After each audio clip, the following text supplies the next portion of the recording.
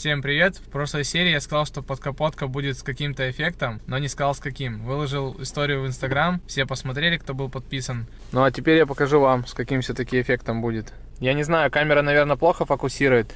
В общем, это флейки полосочкой, такие вот разноцветные.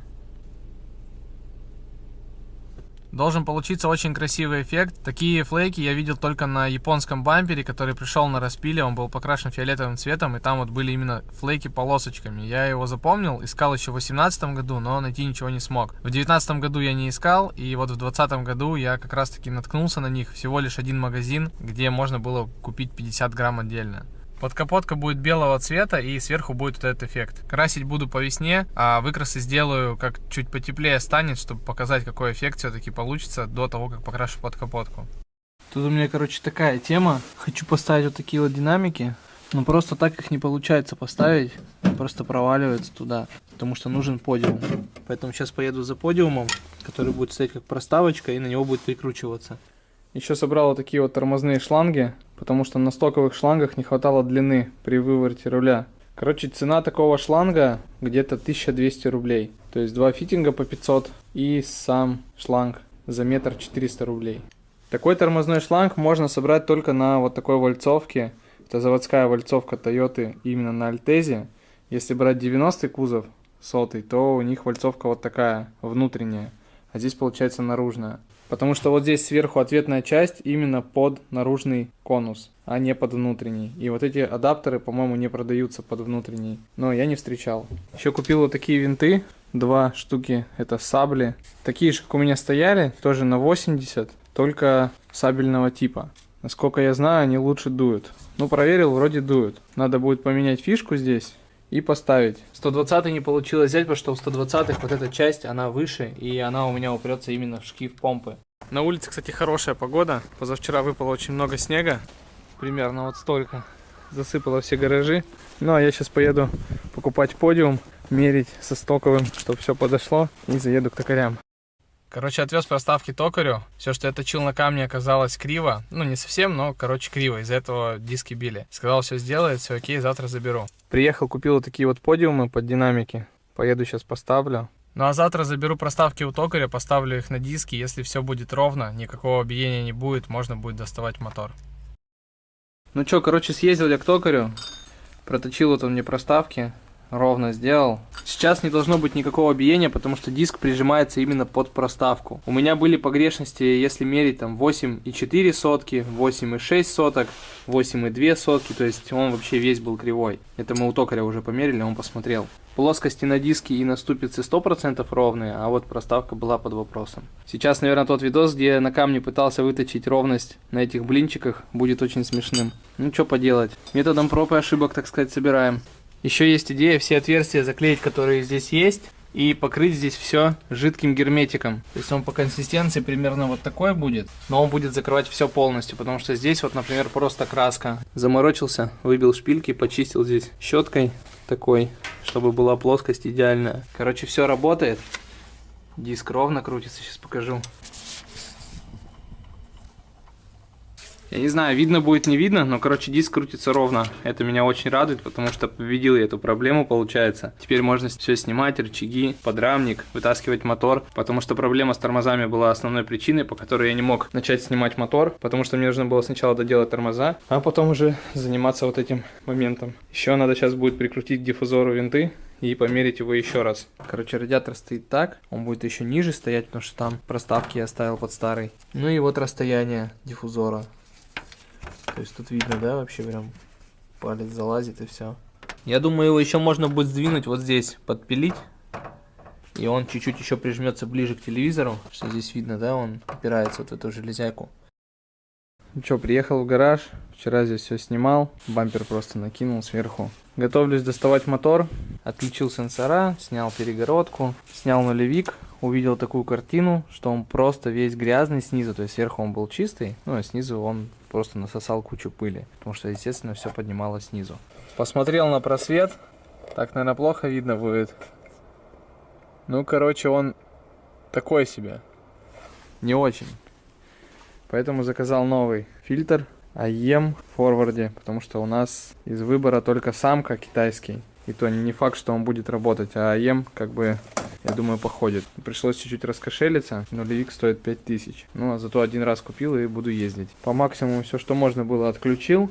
Снял датчики, сейчас буду топливную магистраль снимать, вкручивать коробку. Ну и по мелочи всякую фигню снимать сверху. Все, что пока что так можно снять. По салону тоже все разобрал, раздербанил. Сегодня хочу поставить колонки на вот этих вот подиумах. Съездил, купил вот такую вот шумку, чтобы проклеить по кругу динамика, чтобы он не вибрировал. Поставил, все работает, все играет. Но хочу попробовать поставить еще другие колонки, потому что на этих что-то басов не очень много. Сейчас проверю другие колонки. Короче, не зря я тут рэп послушал. Вот эти колонки, они легкие и играют так себе. А вот эти вот тяжелые, монолитные, но играют намного лучше. Хотя показания у них одинаковые. 160 Вт.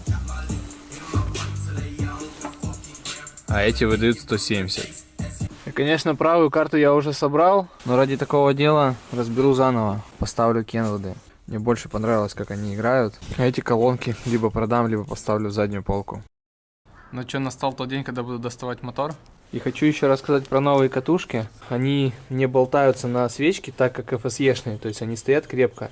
И чтобы их достать, приходится применять усилия, а FSE-шные просто падают. Эти катушки почти в 2 раза мощнее, чем FSE-шные. Также к ним заказаны фишки новые. Все это будет работать с мозгом VEMS. Вот этот игнитор будет удален. Давай потихоньку пошли. Да. Прям потихонечку. Ага, мотор потихонечку выходит. 13, так и едем. Как едем. Так, подожди, стоп. Давай. Потихоньку. Давай, поехали. Давай потихонечку. Едем потихонечку. Еще едем. Стоп.